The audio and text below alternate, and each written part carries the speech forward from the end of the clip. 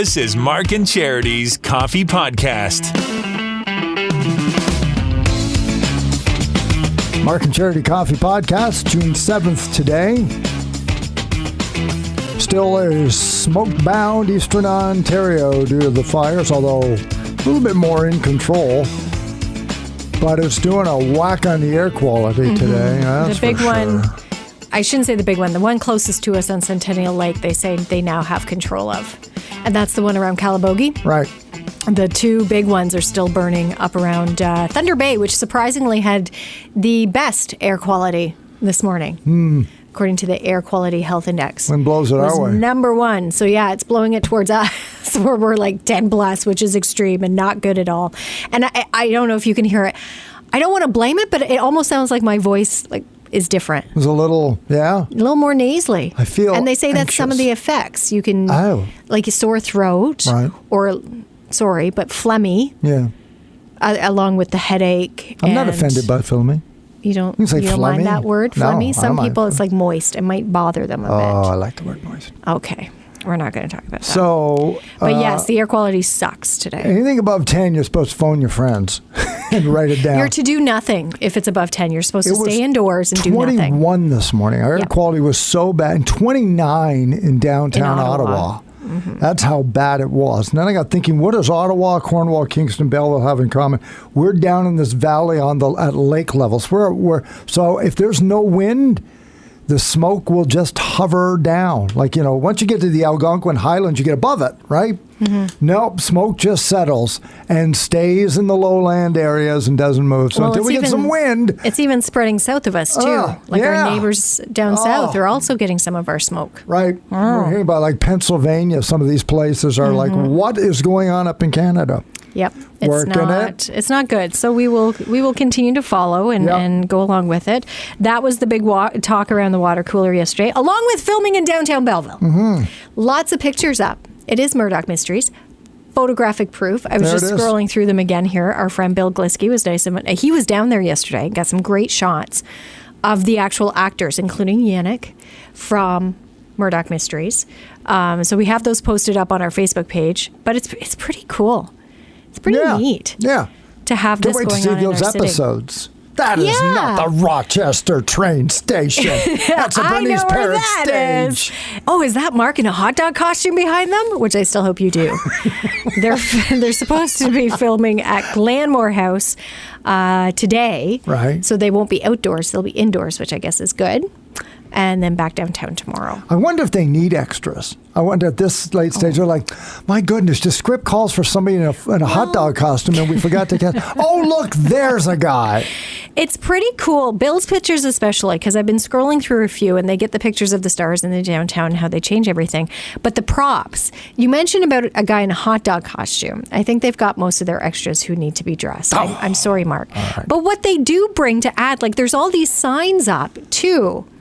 Like these old-fashioned signs and sayings like commit no nuisance, stick no bills.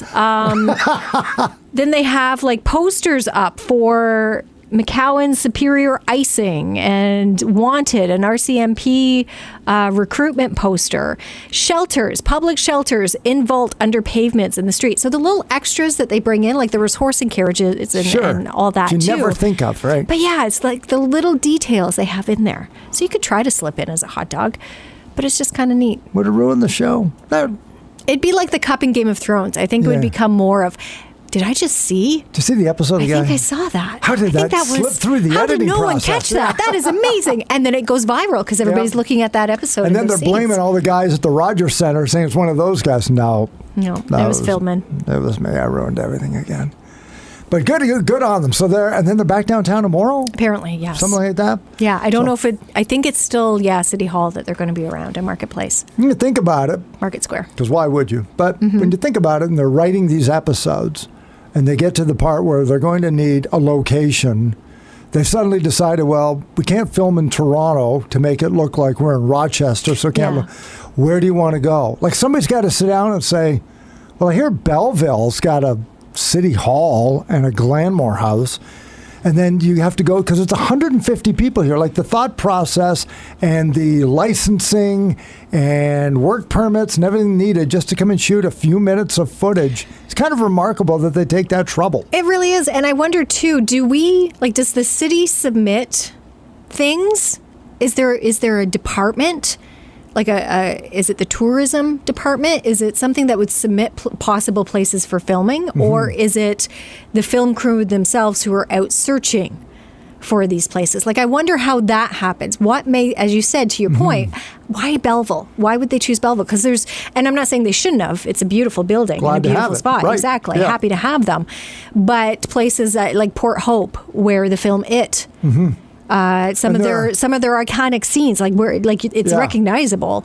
Oshawa too. There's a mansion. I know it was featured in Billy Madison. I know this because I used to live around the corner.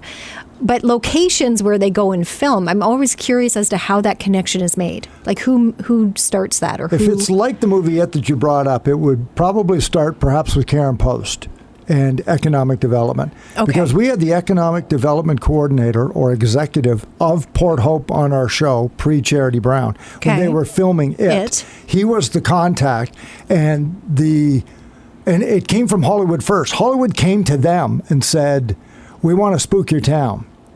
Okay, so how did they know about Port Hope? Because Port Hope it's not the first time. It shows up in lots of movies. It's just to the eye of Hollywood. Somebody had to come first, right? Yes. So somebody came there, filmed something, and somebody said, "That is beautiful. Where's that location? That looks so much like, a middle-class America town, small town, perfect. The hill you go down, kids can ride their bikes. Exactly, that's the scene. You got the river, you got the little downtown, you got a movie theater, and it's in Canada, so it's cheaper." And somebody said, "Oh, it's Port Hope." So before you know it, they show up in other movies, and then here comes this big film. They needed it. So once it's on the radar, it kind of becomes like part of the library of possible locations that you might want to use. So to your point so maybe there's a well-greased process already with Port Hope and Hollywood, that they say, okay, here's the next one. Here are the working requirements. And I was surprised how stringent Port Hope was. Not that you should bend over backwards for them, but the economic director was like, understand, this is where we live, we do business. But that's good too, because you don't want this company to come in, this crew to come in, take over your town, because people have to live there, people have to work there. So there has to be the give and take with it. Yes, we'll accommodate you to a point because we need to be able to still function as well. See, that's great. Do you think that? Because I'm thinking wreck my town. You're gonna not make all us movies are It. I get it. No, I get it. But it's all like, sorry, if we have to shut you down for 3 days, and they would say, but they would be compensated. You can't do that. I would assume they would be compensated if that was the case. You're like, I'll stay home. Go ahead. Film a scary movie in my downtown. That would be great. But anyway, to that point, they're all very respectful, and I think Hollywood is that and in way. my mind, I'm assuming that there's a similar library of places compiled in Ontario for production companies, because Kingston is often used too. Yeah, so for sure. The Pen especially. So I would think that there's a library. Well, if that's not going to work, well, how about this location? Or I've seen this somewhere. I'm pretty sure, and I'm okay with being wrong, but the classic 80s movie Gremlins, I'm pretty sure was filmed in Owen Sound. I'm 90. Go ahead. Click it on 95%. And I only know that because the coffee cup in Game of Thrones, they accidentally left a mailbox in. That's a Canadian standalone red mailbox instead of what would look like... Sorry, Gremlins or Game of Thrones? Gremlins, but they left something in a scene. Oh, sorry. Okay, so that whole analogy of we knew it was Canada because they left the mailbox in. And that's a Canadian mailbox. That's not an American mailbox. And I'm pretty sure Gremlins was filmed, some of it, in Owen Sound. Maybe it was just B-roll of some of the outdoor cityscape scenes. But something tells me that was Owen Sound. Let me see. So you looked that up. I'm having an issue here. Was Gremlins filmed in the middle, Owen Sound? In the middle of the podcast. Look it up. Filming locations. Owen Sound takes center stage. Latest horror. No, that's not it. Which one was it then? What movies were filmed in Owen Sound?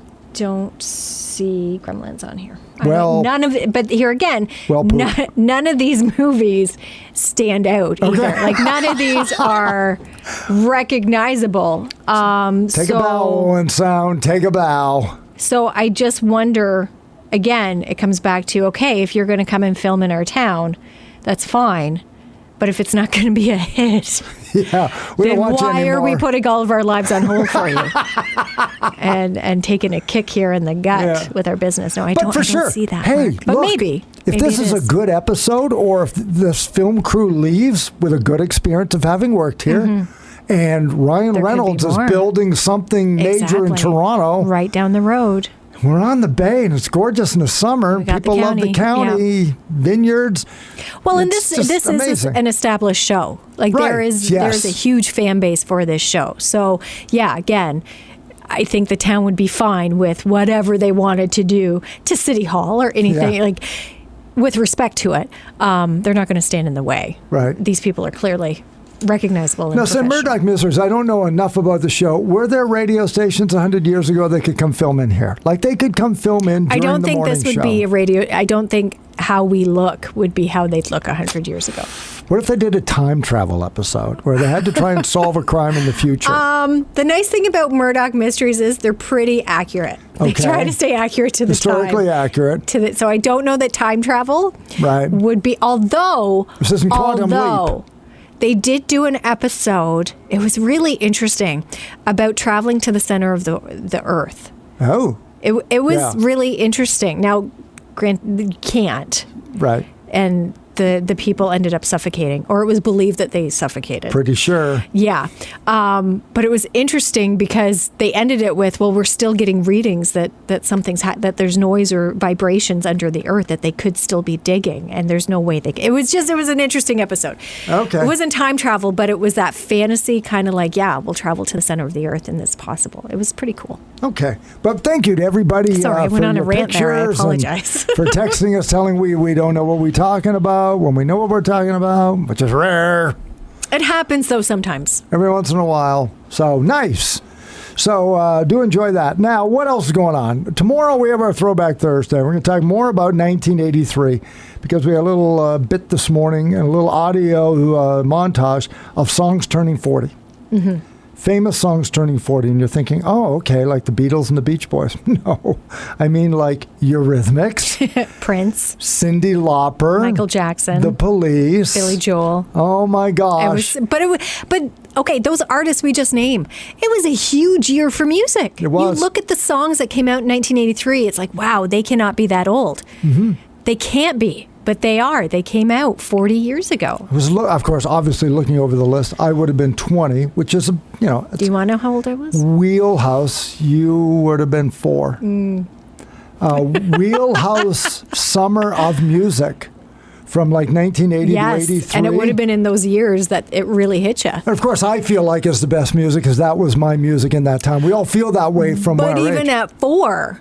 I look at those songs and I think that was a damn good year for music. Like that whole segment stood the test of time. Yeah. Has stood. Because in 1983, nobody was listening to music from 1943. Like there's a point at which, 40, you can't listen 40 years ago. And that seems so much longer. Doesn't it? Ago from 83. Like to say 1943, you think 70 years. In fact, it was no 40. Because sociologically speaking, that was World War II, and we'd moved so far away from that. So far, from society with the baby boom, the economy, cars, movies, air travel. Things had changed so much. The world had changed so much in that 40 years. And other than the home computer, not a lot in the last 40 years. I was going to say, maybe that's why it doesn't feel as long ago. Because I said this morning, this list wasn't to make people feel old, because it doesn't make me feel old to think that these are 40-year-old songs. Right. And maybe that's why we just haven't had as big a jump with technology, and we have clearly, but there hasn't been as many changes, just improvements on what was created. Dire Straits' Brothers in Arms was the first album, quote unquote album, that was ever recorded 100% digitally. There was no tape. And what year was that? And that was recorded in 84 and released in 85. Oh. Wow. So the idea of never, like, you see the old glorious tapes, right? Yes. The big tapes that you would have. The reel-to-reels? Nope. No. So we're now 40 years into digital. So what I mean by that is the sound quality of a song in the mid-'80s sounds exactly like a song today. Now. Yeah. As opposed to if you had gone back to a recording from 1943. Well, it's the crackle of the record. And they're way off. Yeah. It's a million years ago. Yeah. But we have not, audio-wise, moved so far in the last 40 years that you can't still play a song recorded back then. Because a lot of those songs we play. Yeah. We're still playing. And do they sound fresh? They don't sound dated. They don't at all. Everybody knows them. They don't sound out of place at all with the music that's coming out today. Yeah. And the quality, it's the quality. I had to laugh, though, because the number one song from 83, and we seem to be talking about this song a lot, that's why I laughed, was The Place Every Breath You Take. Yeah. Horrible wedding song. But clearly a great song. It's big. Because we still hear it today, and it's still on radio. And yes, it's a stalker song, but I still love it. It's stood the test of time. All of these songs have. It's incredible. And of course, when it starts, you know, there it is. So many times when you hear these songs, you just know the opening riff of Girls Just Want to Have Fun with the organ Again, sound. And, yes. They're just, you know what it is. You don't say, wait a minute, is this song 40 years old? It's that song? Oh my God, I haven't heard this song from forever. Yeah. Actually, I heard it yesterday. Right, because it's everywhere. Exactly. And it still is. Still very much, including the two songs we went with Throwback, because we did choose two songs from the top 10 from 1983. You are kicking my butt this week, and I'm not surprised, because it's a good song, but I went with Irene Cara's Flashdance, again, from 1983. The number 3 song The number of that 3 year. Yeah. That song we did a dance routine to in gym class in my grade 9 year. It. I probably could still do it. Could you really? Parts of it. Like that was physically or just in your mind? Well, I'm sitting here thinking about it. I'd have to hear the music because I think my body would react once I started. But yeah, grade 9 gym class with Miss Wood, we did, that was one of our units. Was dance, like physical movement, of course, part of the sports, and that we did a routine to that song. Wow! In grade 9, so I've always enjoyed that song. Yeah. Okay, because that would have been like 1993, 94. 10 years old at that point. But still, right? It stood the test of time. It's still Always a favorite. has. So I went with that one. So you can vote for Flashdance or Bonnie Tyler, Solar Eclipse of the Heart, which I think was number. It was number 6, I think. It was number 6. You are absolutely correct. Which is surprising because it is a Jim Steinman. So it must have climbed more in 84. It had to have. Because it's a huge song. Because I was laughing. He also wrote Air Supply's Making Love Out of Nothing at All. I wasn't sure which one to choose. But I think you're right. I think that one came out. Although they were both 1 and 2 on the charts simultaneously.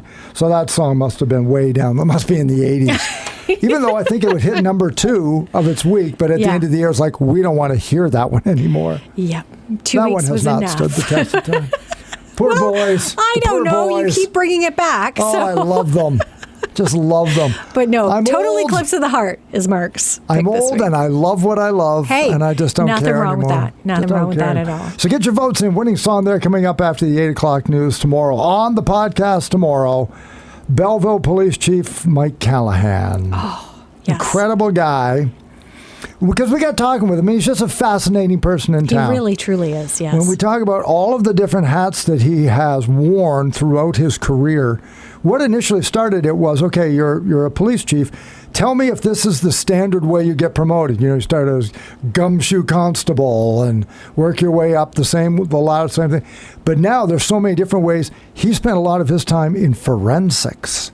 Very interesting. And identification and major planning. So he's worked with G20. He has done pretty well everything. So many hats. Yeah. So many departments he has been in. And it's really incredible when you hear how he's made it to chief. The secretive clearance that he has been indoctrinated with to walk around with briefcases with the stuff. We talked about that off air, didn't we? Or was that story included? I'm not sure if it was there. Okay, we'll have to talk about it as part of the podcast tomorrow. It was truly amazing. Walking through airports with a briefcase handcuffed to your wrist. Holy crap. Yeah, and people are like, what's in there? Can't tell you. As if he's going to say. And that includes people for the airline. We're going to need to see it. No, you're not. No, you're not. Save it for tomorrow. Yeah, fascinating. So fascinating. It's pretty cool. This one, a good podcast tomorrow. Don't miss it. Better podcast. Best podcast tomorrow. Today, though, we spoke with President Mark Kirkpatrick because it's a big week at Loyalist College. Good morning, Mr. President. Yes. Thank you. How's the first year gone? It's very busy. Let's put it that way. Yeah, I bet it is. I bet it is. But you knew what you were signing up for after the pandemic, so. Yeah, I guess so. But it's nice to finally have a week like this where it's all going to be in person again. It's been a challenge, I know, but it must feel pretty rewarding. Yeah, this is kind of like the best time of the year. It's really nice just seeing those students walk across the stage and seeing how proud they are. It's actually a privilege, to be honest with you. Now, convocation ceremonies began yesterday at Loyalist College. How did it go? They went really well. We had our first 2 yesterday. We've got another 6 to go this week, and then we've got a couple more days in Toronto next week. But they're going really, really well. President of Loyalist College, Mark Kirkpatrick, joined us on the show this morning. What were some of the challenges moving forward for you incoming after everything we've had to go through in the last 3 years? I think it's just getting the college up and running again. As we came back full steam after COVID, we wanted to make sure we got everybody back on campus and gave those students the experience they expected. And getting students who are used to being in their basements or in their bedrooms going to school for so long, getting them back out and learning how to socialize and then getting the best they can out of their education has been a big challenge. Well, as you said, of course, exciting for you to see them walk across the stage, but the excitement they must be feeling, it would be incredible. Oh, yeah. It's not just them. It's their families and friends and loved ones that are in the audience as well. A lot of these students aren't just doing it for themselves; they're doing it to make a better life for their families. And so, it's very inspiring when you get to hear and talk to some of their students and their stories. And so it really is a privilege and an honor to be on stage with them. Right. So if you're in town for convocation, a big welcome from all of us here in the Quinte region, and looking forward to the fall then, Mark, as you begin the next year. What sort of plans are ready, and how can outgoing students of high school get ready for their next step in their education? Well, we still are open to applications, so if there are people out there still trying to figure out what they want to do this fall, please come visit us, and perhaps there's a program here that they would be very much interested in. We've got a school that's really changing and moving quickly along, these days. We actually have a new campus opening up in Port Hope this fall as well. So the college really is changing and moving, and there's lots and lots of opportunities for anybody who's interested in upgrading their education. Now, will the weather we're experiencing this week, Mark, have any effect on the ceremonies today? Do families who are visiting or those in town need to know any of special changes of today's programs? No, it's as scheduled. It's all indoors, and so we do have the air running, and we're trying to keep everything as tidy as we can. But yeah, we do know the smoke is pretty bad outside. We have got our golf cart running back and forth to the parking lots for anybody that does need support for the walk, because we do know it's a little harder to breathe these days. So we are doing what we can to make sure that if you have a bit of a walk, we can get you here a little safer and quicker. And then, of course, we do have a bit of a reception outside after, but that is, you can stay as long as you'd like. So as long as you're comfortable, you're welcome. But, if the weather or the smoke is getting to you, then you're more than welcome to get to your car and get to where the air is a little bit better. Loyalist College Valet Parking. Yeah, pretty much, yeah. I like it. They do it all. President Mark Kirkpatrick, thank you so much for your time this morning on a very busy week, and congratulations on a great year with Loyalist College, and to all of the grads. All right, thank you very much. If you're in town for that, congratulations to all of the graduates and the families. Well done. Enjoy your summer, and if this is it for you because it's graduation, thank you for spending your school life here in Belleville, even if it was just for the 1 year and the rest of the time you were at home on your laptop. And don't be a stranger, and be a success. Mm-hmm. We wish you all the best, and have safe travels back to wherever you are. It continues on Thursday and Friday. Convocation wraps up. Some more in town. Also later on this week, we're going to talk to Bill Glisky from the Children's Safety Village. They're going to be handing out a large number of free helmets thanks to the Belleville Brain Injury Association and Bond Law. So that's going to be pretty cool. You'll be later on in the podcast and later on this week. Join us tomorrow on our Throwback Thursday with Mark and Charity Mornings.